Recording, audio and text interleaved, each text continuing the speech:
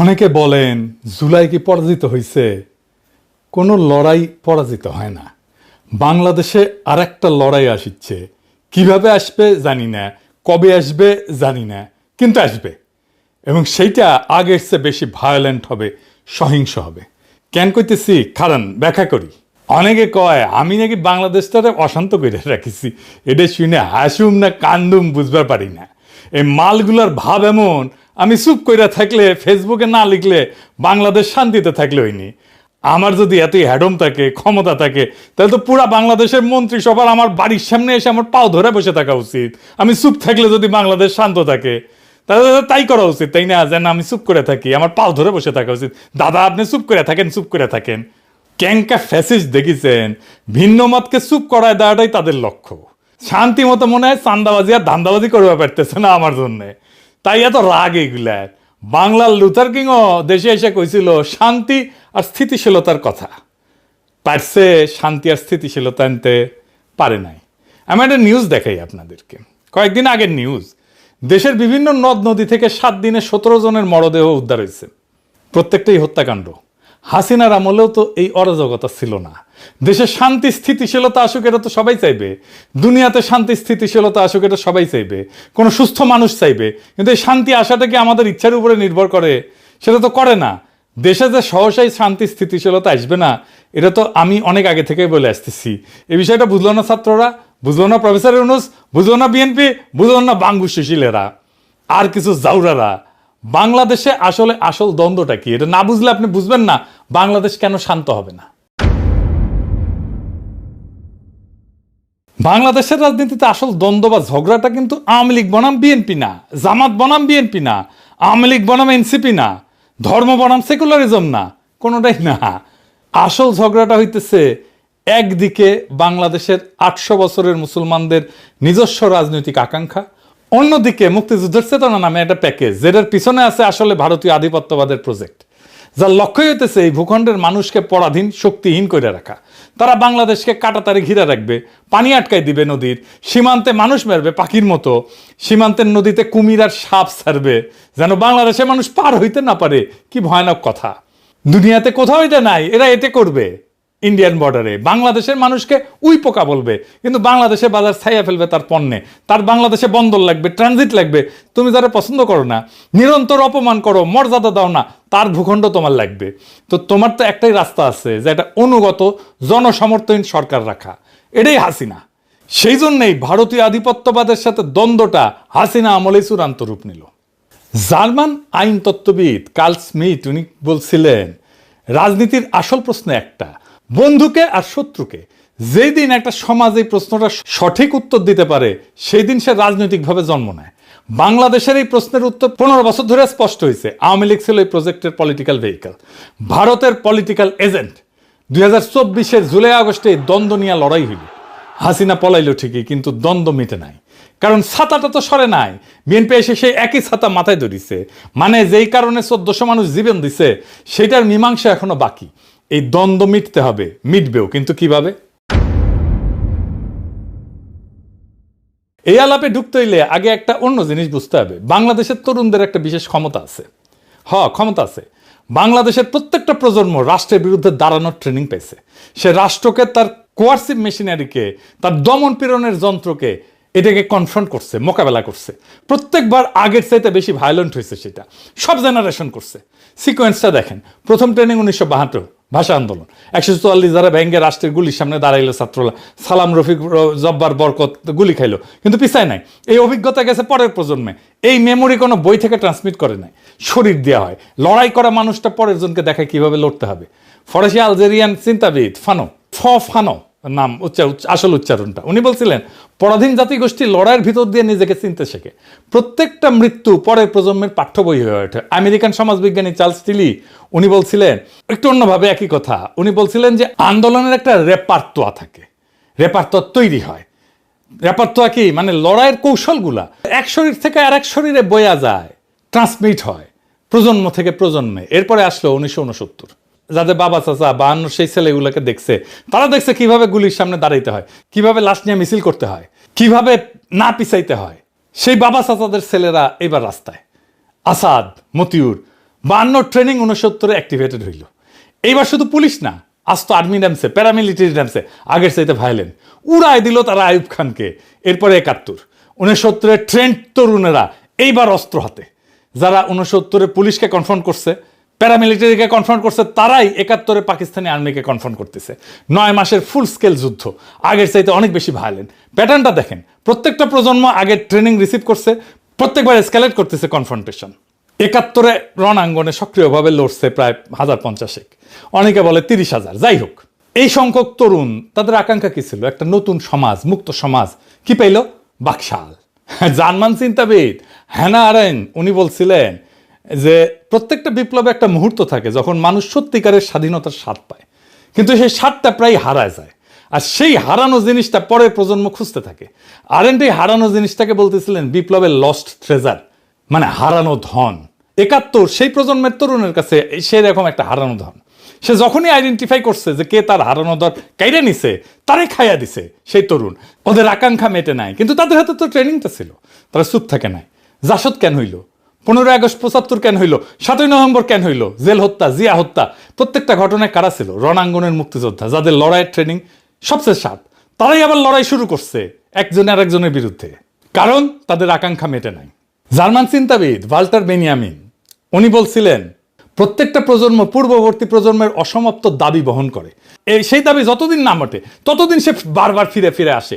এটা মনে রেখেন, আমরা পরে আবার এখানে আসবো। এরপরে আসলো 90, আমাদের জেনারেশন রাজপথে লড়াই করলো, সে হিরোইক লড়াই।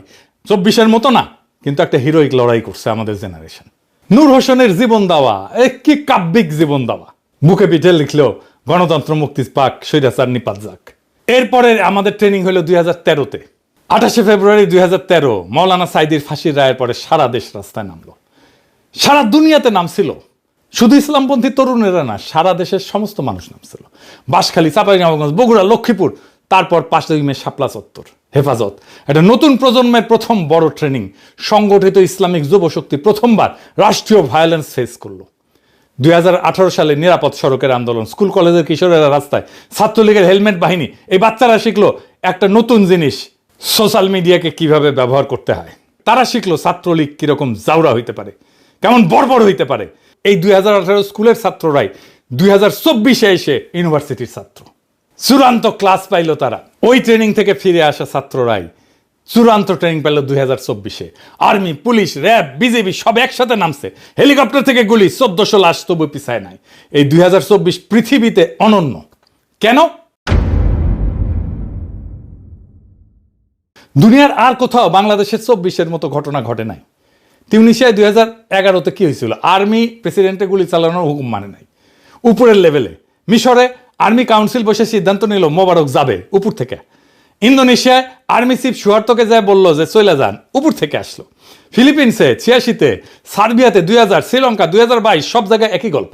মিলিটারির উপর লেভেল ক্যালকুলেশন করছে, অঙ্ক করছে, তারপরে বলছে চলে যান। বাংলাদেশে কি হয়েছে? উল্টা।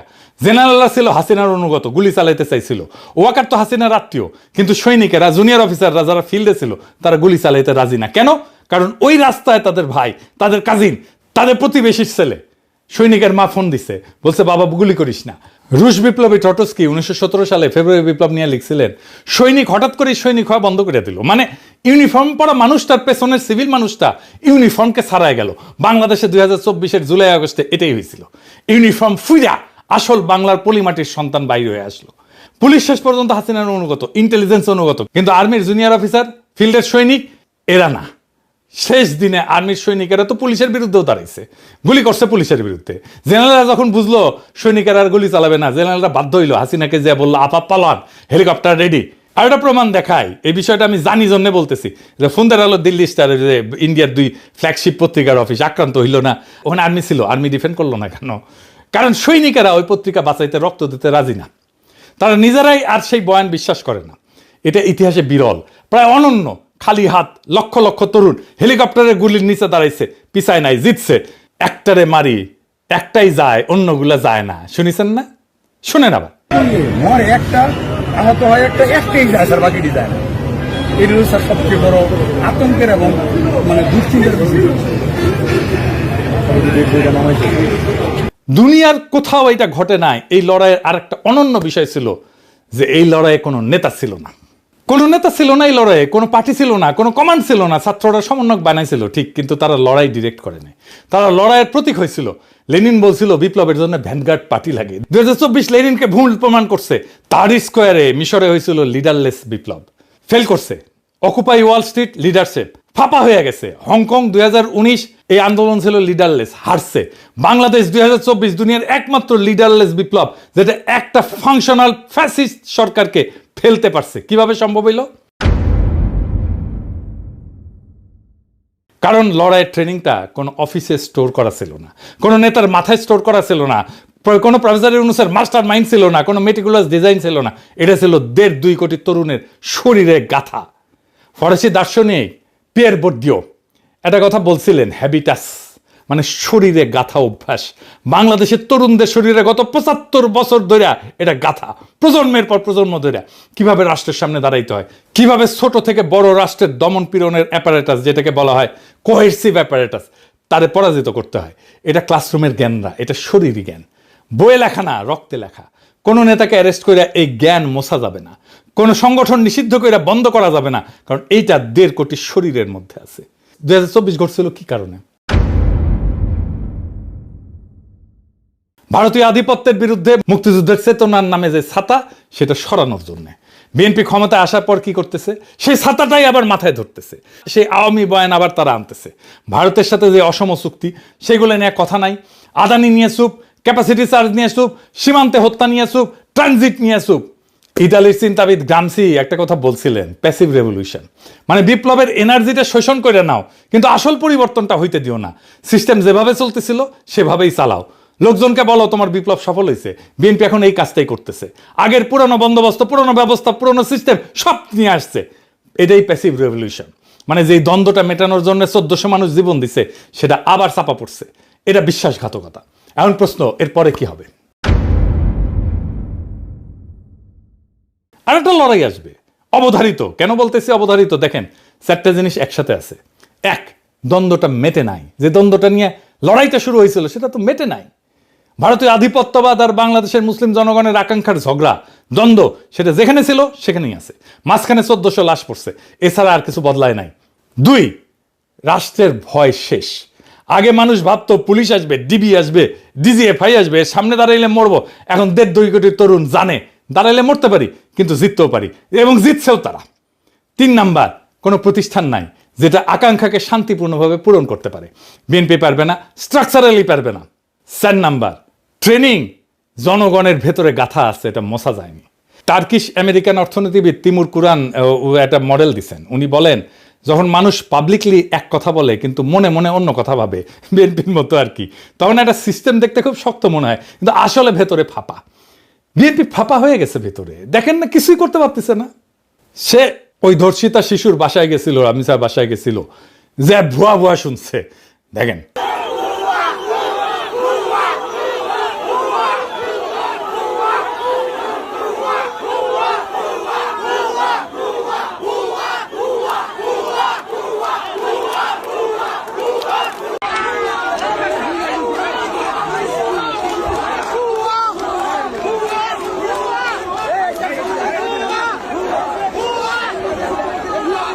এতগুলো মন্ত্রী, এতগুলো জাদ্রেল মন্ত্রী, আইন মন্ত্রী, স্বরাষ্ট্রমন্ত্রী, ক্রীড়ামন্ত্রী ভুয়া শুনতেছে।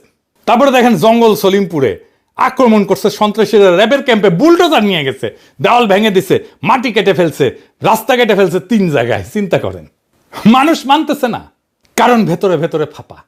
কোনো ছোট ঘটনা ট্রিগার করলে পুরা সিস্টেম তাসের ঘরের মতো পইরা যায়। 1989-এ পূর্ব ইউরোপে এটা ঘটছিল, 2024-এ বাংলাদেশে এটাই ঘটছে। বিএনপি রেজিমেও একই জিনিস ঘটবে। আমেরিকান সমাজবিজ্ঞানী মার্ক গ্র্যানোভেটার আর একটা কথা বলছিলেন, প্রত্যেকটা মানুষের একটা থ্রেশহোল্ড আছে, মানে কতজন আগে নামলে সে নামবে। আগে বাংলাদেশের তরুণদের থ্রেশহোল্ড ছিল অনেক উঁচু, অনেক ভয়, অনেক শঙ্কা, অনেক বিপদ। এখন অনেক কম, কারণ তারা একবার নামছে এবং জিতছে। মানে আগে রাস্তায় নামার জন্য যে বিশাল ট্রিগার লাগতো, এখন ছোট ট্রিগারই যথেষ্ট। 2024 কিভাবে শুরু হয়েছিল? চাকরির কোটা, ছোট ইস্যু। হাসিনার একটা বাক্য, রাজাকার, রাজাকারের পোলাপান, পুরা দেশ জ্বলে উঠলো, ছোট ট্রিগার। পরের ট্রিগারটা কি হবে জানি না, কিন্তু এর চেয়ে ছোট হবে। হইতে পারে একজন তরুণের পুলিশের হাতে মৃত্যু, হইতে পারে একটা ভাইরাল ভিডিও, হইতে পারে ভারতের সাথে নতুন চুক্তি, হইতে পারে কোনো মন্ত্রীর একটা বেফাস মন্তব্য। বাংলাদেশ এখন প্রত্যেক দিন 100টা সম্ভাব্য ট্রিগারের মধ্যে দিয়ে হাঁটতেছে। কোনো একটা ক্লিক করবেই, আপনি লিখে রাখতে পারেন। বাংলাদেশের তরুণদের শরীরে এখন 3টা জিনিস একসাথে আছে। প্রথম জিনিস, 75 বছরের ট্রেনিং আছে, 52 থেকে 2024 শরীর থেকে শরীরে যেটা ট্রান্সমিটেড হয়েছে, এই কোড মোছা যাবে না। দ্বিতীয় জিনিস, জয়ের স্মৃতি। তারা জানে ফ্যাসিস্টকে নামানো যায়, তারা জানে বর্বর শাসককে নামানো যায়, এই কারণে একবার নামাইছে খালি হাতে। তৃতীয় জিনিস, অসমাপ্ত একটা দাবি, 1400 শহীদের দাবি, যেই দাবিটা বিএনপি চাপা দিতে চাইতেছে। নতুন সংবিধানের দাবি, জুলাই সনদের দাবি, যেটা বিএনপি চাপা দিতে চাইতেছে, প্রতারণা করতেছে। এই তিনটা একসাথে থাকলে সেই সমাজের শান্তি থাকে না। বেনিয়ামিন বলছিলেন, অসমাপ্ত প্রত্যেকটা প্রজন্মের দাবি পরের প্রজন্মের ঘাড়ে চাপে, ঘাড় ফাঁকা হয় না যতদিন না দাবিটা মেটে। বিএনপি যে ছাতাটা ধরছে সেইটা আজকে ধরতে পারতেছে, কাল পারবে না, পরশু পারবে না, কারণ ছাতার নিচের মাটি বদলাই গেছে, মানুষ বদলাই গেছে, ভয় বদলাই গেছে, মানুষের বিপদের ধারণা বদলাই গেছে। 2024-এর পরে বাংলাদেশ যে বদলাই গেছে, এটা কোনো একক মানুষের পক্ষে, কোনো একক দলের পক্ষে, এমনকি সব রাজনৈতিক দল এক হইলেও বাংলাদেশকে সামাল দেওয়া যাবে না। সেজন্য জাতীয় সরকার চাইছিলাম আমরা, সব রাজনৈতিক দল শুধু না, সিভিল সোসাইটি থেকে প্রফেসর ইউনূসের মতো লোক নিয়ে একটা ব্যাপক ঐক্য করে ভেরি পপুলার সরকার হইলে সামাল দিতে পারতো। তাদের কাজ হবে 5টা জিনিস ডেলিভার করা: নতুন সংবিধান, ভারতের আধিপত্যের অবসান, ইতিহাসের লিগেসি ঠিক করা, লুটপাট আর দুর্নীতির বিচার, হাসিনার বিচার, অর্থনীতির পুনর্গঠন। বিএনপি ফেল করবে আর পরে ট্রিগারের অপেক্ষা করবে। সেই ট্রিগার আসবে, ছোট হবে, যেমন ছোট ছিল কোটা সংস্কার আন্দোলনের ট্রিগার। আজকালকার তরুণেরা কাউরে মানে না, শুধু নিজেকে মানে। সেই জন্যই এইটা বড় বিপদ।